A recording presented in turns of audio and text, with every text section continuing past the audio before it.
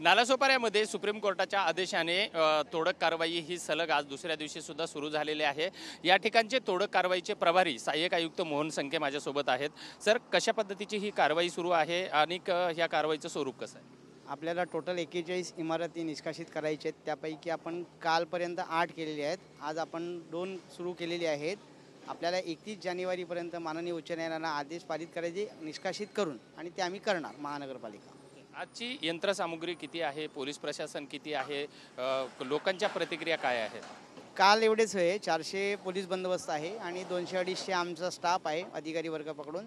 आणि आजचा मार्ग असा आहे की आज जास्तीत जास्त कारवाई कशी होईल हे आमचा उद्देश आहे।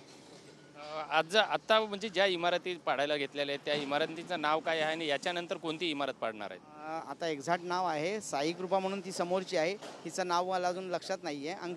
अंकिता म्हणून आहे। दुसरी तिसरी त्याच्या बाजूला एक आहे, ती इमारतीचं नाव लक्षात नाही माझ्या।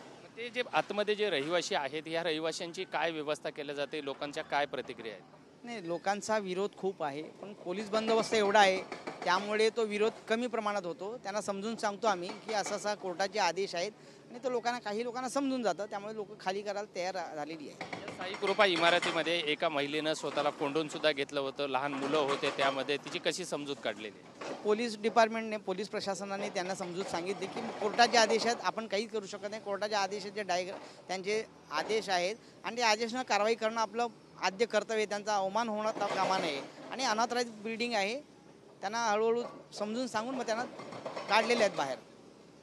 हे होते सहाय्यक आयुक्त मोहन संखे आणि ही सुप्रीम कोर्टाचा आदेश असल्यामुळं या ठिकाणी तोडक कारवाई सुरू आहे। आज 3 इमारतीवरती ही कारवाई होणार आहे।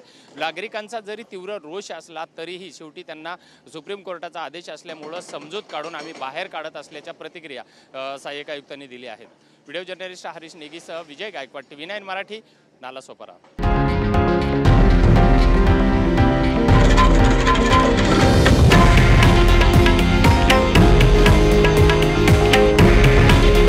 हे आहे देशातील नंबर 1 न्यूज नेटवर्क आणि आपण पाहत आहात TV9 मराठी। काळजी तुमची, हित महाराष्ट्राचं।